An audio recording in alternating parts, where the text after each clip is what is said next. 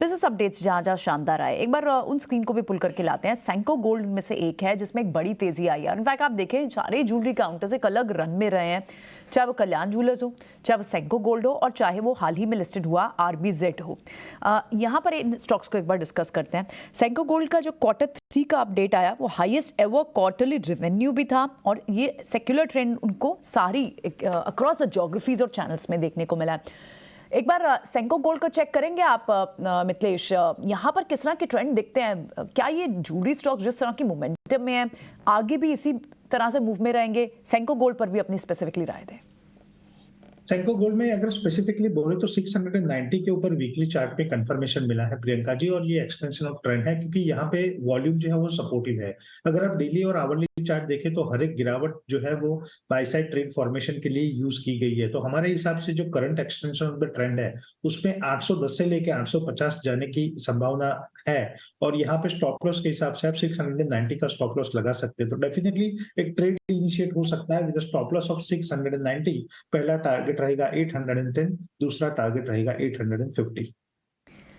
ठीक है, 850 तक का टारगेट आप सेंको गोल्ड में देखते हैं, यानी एक बड़ी तेजी के आने के बाद अब भी इसमें काफी मूव्स बाकी हैं, तो इन्वेस्टेड रहना चाहिए जो इनके पास नीचे के लेवल से या फिर IPO के लेवल से पड़ा हुआ है। तो बड़ा वेल्थ क्रिएटर ये भी रहा है। अब मयूर, इसका भी बिजनेस अपडेट आया हुआ है, एक बार जरा वो भी स्क्रीन पे लेके आइए। और ये कह रहे हैं कि हमारी जो क्वार्टरली कंजम्पशन है वो बड़ी है और इनका रिटेल कलेक्शन भी बड़ा है 30%। ये YOY नंबर्स हैं। फिनिक्स मिल्स एक बार जरा चेक करवा लेते हैं। मितेश, आप चेक करेंगे?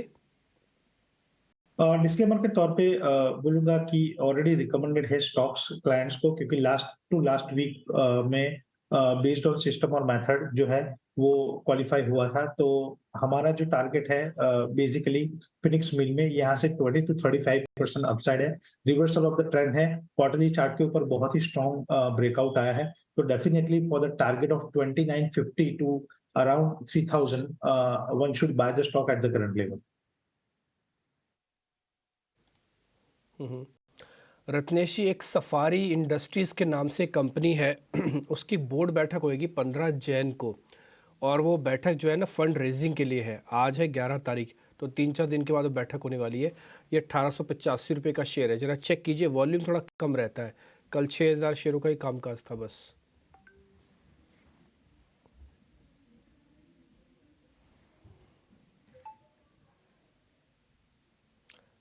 रत्नेश, सफारी आपको चेक करना है, सफारी इंडस्ट्रीज। मेरी आवाज आ रही है? हाँ, आ रही है आपकी आवाज, बोलिए ना sir.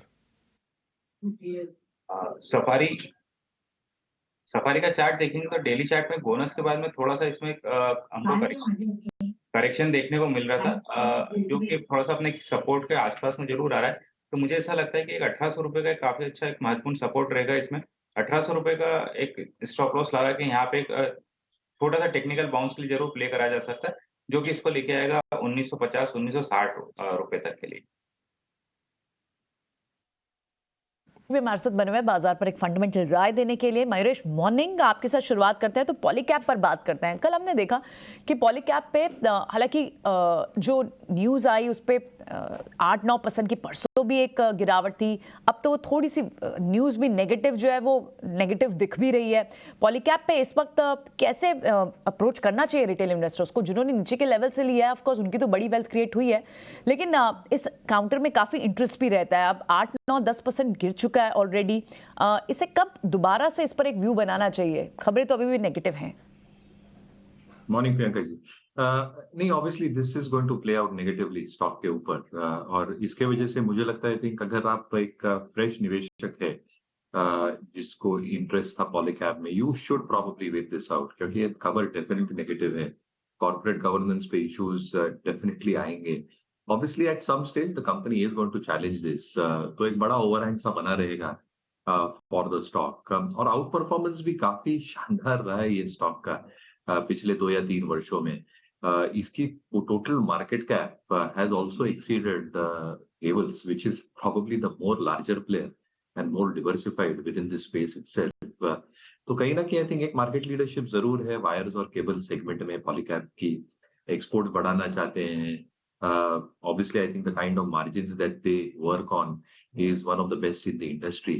But this news is obviously going to be a dampener. तो I think just wait it out क्योंकि स्टॉक अभी एक लंबे ऑब्वियसली एक तो नेगेटिव सेंटिमेंट प्राइस पे दिखेगी तो एक शार्प प्राइस करेक्शन तो आएगा ही। उसके बाद मुझे लगता है एक अच्छा टाइम कंसोलिडेशन में निकल सकता है ये स्टॉक तो मुझे लगता है बेहतर विकल्प होंगे। ठीक है, तो ये तो एक नेगेटिव न्यूज है जो अभी भी प्ले आउट होगी, तो यानी एक बार के लिए क्या यहाँ पर और फर्दर शॉर्टिंग की अपॉर्चुनिटी बनती है? एक बार हमारे टेकीज से भी समझ लेते हैं। रत्नेश, एक बार पॉलीकैप को बताएंगे इसका इमीडिएट सपोर्ट है कहाँ? पॉलीकैप के आप डेली चार्ट में देखेंगे तो काफी परसों के ट्रेडिंग सेशन में काफी लंबी बियरिश कैंडल स्टिक फॉर्मेशन इसने फॉर्म कर दी है। वीकली चार्ट पे भी देखेंगे तो इसमें ग्राउंडिंग फॉर्मेशन दिख रहा है, एवरेज इसके नीचे इसने क्लोज कर दिया था, लगभग उसको टच कर लिया। तो मेरे हिसाब से जो अभी जो नियर टर्म में एक सपोर्ट बन रहा है इसका 4800 रुपीज का सपोर्ट बन रहा है। इसके नीचे जाने पे इसमें फिर और सेलिंग थोड़ी सी घेरा सकती है जो कि इसको 200 मूविंग एवरेज के आसपास में ला सकती है। जो डेली चार्ट में मूविंग एवरेज आता है उसकी वैल्यू अराउंड 4500 के आसपास में आती है। तो मुझे ऐसा लगता है कि 4800 के नीचे थोड़ा सा और अगर किसने ले रखा है तो वो इतना एक स्ट्रिक्ट स्टॉप लॉस लगा ले 4800 का, उसके नीचे जरूर निकल जाना चाहिए। तभी फिर उसमें थोड़ा सा भी वेट एंड वॉच करके फिर नई लॉन्ग पोजीशन बनाना चाहिए। और हम आपसे सुमित से बात कर रहे हैं। कल का ट्रेडिंग एक्शन का बहुत बड़ा दारोमदार रिलायंस इंडस्ट्रीज पे पेश हुआ और रिलायंस का कल का मूव थोड़ा सा असाधारण इसलिए है क्योंकि वो किसी ने एक्सपेक्ट नहीं किया था। कुछ ट्रिगर्स प्ले आउट हुए, कुछ सेलेक्ट ट्रिगर्स प्ले आउट है और उससे अपना करवट बदली है रिलायंस इंडस्ट्रीज ने। तो हम आपके लिए 3 विंडो स्पेशल लेके आए हैं। एक व्यू हम आपके लिए लाएंगे कल जो है एकदम जिसे कहते हैं कि क्रोनोलॉजी में क्या पेश आउट हुआ वो बताएंगे सौमित। और सौमित आप मुस्कुराइए, आप किसके साथ आज आप विंडो शेयर कर रहे हैं? स्वयं मुकेश भाई के साथ जिन्होंने कल गाइडेंस दी वाइब्रेंट गुजरात में अपने ग्रीन बिजनेस को लेके, टाइमिंग को लेके। और प्रबल सेन तो दशकों से ट्रैक कर रहे हैं रिलायंस, तो वो भी हमें बताएंगे। सबसे पहले आप बताइए सौमित, ये जो क्रोनोलॉजी क्या हुई कल इवेंट्स की रिलायंस में?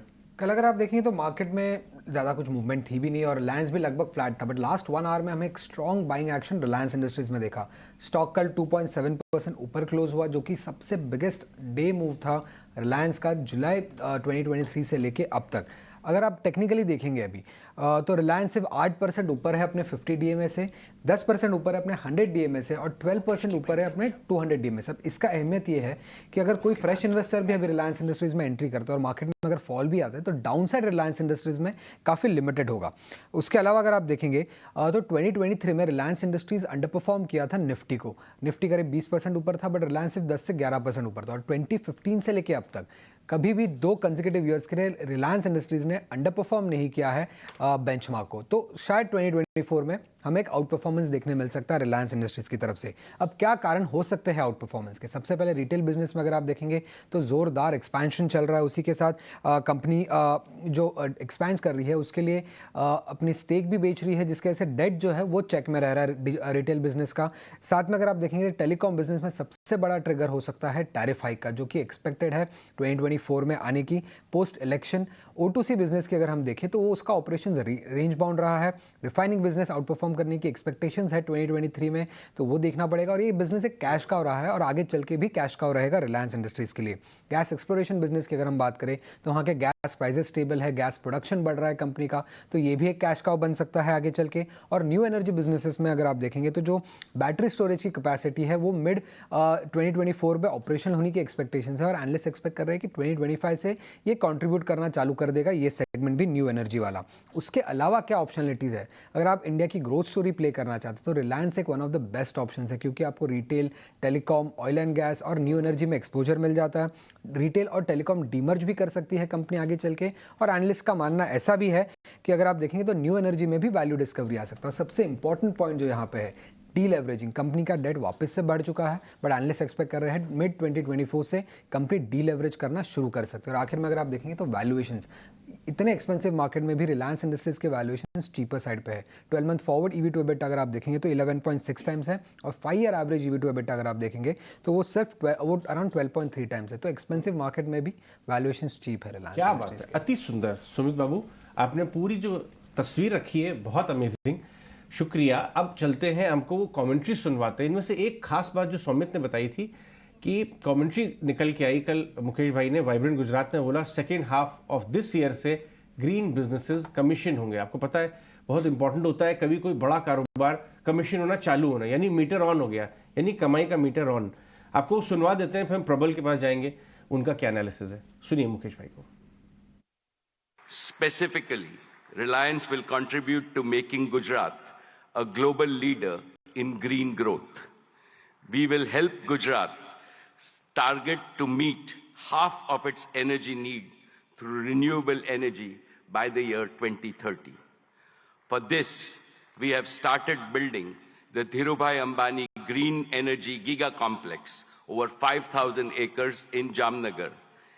This will generate a large number of green jobs and enable production of green products and materials, and will make Gujarat a leading exporter of green products. And we are ready to commission this in the second half of 2024 itself. ये थे golden words, we are ready to commission the green business in second half of this year, यानी अगले इस साल के second half में। प्रबल भाई बताइए, आप तो ये काफ़ी दिनों से पूरी चीज़ों को ट्रैक कर रहे हैं, क्या आपको लगता है अंडर परफॉर्मेंस का समय रिलायंस का ख़त्म हो गया, अब यहाँ से स्टॉक चलेगा, और आपका टारगेट क्या है रिलायंस पे? Good morning. सो पहले तो सर लेट मी अपोलोजाइज कि हिंदी में मैं शायद उतना फ्लुएंट नहीं हूँ जितना सौमित और आप हैं। आपने ऑलरेडी बहुत अच्छे से समराइज कर दिया in terms of what's happening in the stock. मेरा टारगेट प्राइस एक्चुअली 2600 के आसपास ही है, और we have a sort of add rating on the stock to be honest. दो तीन चीजें विच आर जो जरूरी है मेरे ख्याल से, जो सौमित ने बहुत अच्छे से समराइज की ऑलरेडी, कि न्यू एनर्जी में जैसा आपने भी बताया, आई थिंक वो ट्रिगर बहुत जरूरी है कि commissioning obviously is on one side, but इस चीज का ध्यान रखें कि अगर आप वैल्यूएशंस देखेंगे अक्रॉस द स्ट्रीट, लोगों ने अराउंड 150 से 200 रुपए पर शेयर की वैल्यू ऑलरेडी दे के रखी है, अगर आप बाकी अक्रॉस द स्ट्रीट ब्रोकरेजेस की रिपोर्ट देखेंगे। बट उसमें ऑफ कोर्स जरूरी ये है कि इन्वेस्टर्स वो वैल्यू दे रहे हैं कि नहीं। तो मेरे ख्याल से वो जर्नी एक पूरी बाकी है स्टॉक में, कि नंबर्स में शायद वो, या लोगों के वैल्यूएशंस में ऑन द मतलब स्ट्रीट पे लोगों ने वो वैल्यूएशन तो दी थी, लेकिन इन्वेस्टर शायद वो वैल्यू नहीं दे रहे थे। तो अगर उसमें विजिबिलिटी आ रही है कमीशनिंग की, तो वो बहुत जरूरी ट्रिगर होगा कि वो डेवलप कैसे होता है, किस टाइप के नंबर आते हैं। बिकॉज एक चीज अगर आप देखिए कि न्यू एनर्जी में अभी तक किसी को अच्छे से आइडिया नहीं है कि हम ईच सेगमेंट को कैसे वैल्यू करें, क्योंकि जो रिलायंस करने की कोशिश कर रहे हैं वो बहुत यूनिक है कि वो एक as in they did in, मतलब जैसे उन्होंने डाउनस्ट्रीम पेट्रोलियम में किया था, वो यहाँ पे भी वही कर रहे हैं कि वो पूरा इंटीग्रेटेड सेटअप कर रहे हैं कि अगर मैं हाइड्रोजन फ्यूल सेल्स तक जाऊंगा या मैं बैटरीज तक जाऊंगा, तो उसकी जो एनर्जी सप्लाई है वो भी मैं खुद सेटअप करूंगा। तो वो इंटीग्रेशन जो है वो कैसे प्ले आउट करता है, आई थिंक वो बहुत जरूरी होगा देखने के लिए स्टॉक के नेक्स्ट ट्रिगर्स के लिए। ये जो जर्नी है यहाँ 2600 के लेवल से अगर स्टॉक को 3000 या 3200 जाना है, मेरे ख्याल से न्यू एनर्जी में कैसे डेवलपमेंट होते हैं अगले 12 महीनों में, वो एक बहुत क्रिटिकल ट्रिगर है। एक ही मैं इसमें कैवियाट दूंगा, अगर if I can be permitted, कि रिटर्न रेशियोज में कैसे इंप्रूवमेंट आता है और एफसीए फील्ड्स में कैसे इंप्रूवमेंट आता है, क्योंकि वो एक चीज है जो अगले पिछले 5 सालों में अगर आप देखिए अर्निंग्स ग्रोथ तो बहुत तेज आई है और वो कंटिन्यू करेगी, लेकिन क्योंकि केपेक्स मेरा इतना एग्रेसिव रहा है उसकी वजह से मेरे return ratios have still been muted. तो वहां अगर इंप्रूवमेंट आता है आरओईज आरओसी में, then the stock can probably get to the next level. So that's sort of how we are looking at it at this point of time. बहुत बहुत शुक्रिया प्रबल, सौमित हमारे साथ जुड़ने के लिए, पूरे एनालिसिस के लिए। और आपने मुकेश भाई की कमेंट्री तो सुनी, तो उनको तो धन्यवाद हमारा है ही। लेकिन आगे बढ़ते एक क्विक चेक हम ले लेते हैं इसके चार्ट्स पे भी, रिलायंस के चार्ट्स पे राहुल के साथ। राहुल, रिलायंस के चार्ट क्या कहते हैं ट्रेड के हिसाब से? आपने पूरी एनालिसिस ऑलरेडी सुनी। तो कल का जो ब्रेकआउट आया है वो सस्टेन करने वाला ब्रेकआउट ही लग रहा है। I would also have that view. 2650 पे चल रहा है, 3 बार हाई बनाया था 2630 के आसपास, पर इस बार वो हाई को क्रॉस किया है। एक ही मैं पॉइंट बताना चाहूंगा कि अगर लॉन्ग जाना चाहते हैं तो अभी लॉन्ग मत जाइए, क्योंकि 2680 से लेके 2800 तक एक सप्लाई लेवल है। तो थोड़ा निम्बल कर सकते हैं अगर छोटा टारगेट करना चाहते हैं, बट मेन जो ब्रेकआउट आना चाहता है वो उसके लिए हम थोड़ा वेट कर सकते हैं। तो किसी को अगर बाय करना है, कम क्वांटिटी लेके बाय कीजिए, स्टॉप लॉस रखिए 2560 का, ज्यादा क्वांटिटी नहीं लेने की मैं सलाह दूंगा यहाँ पे।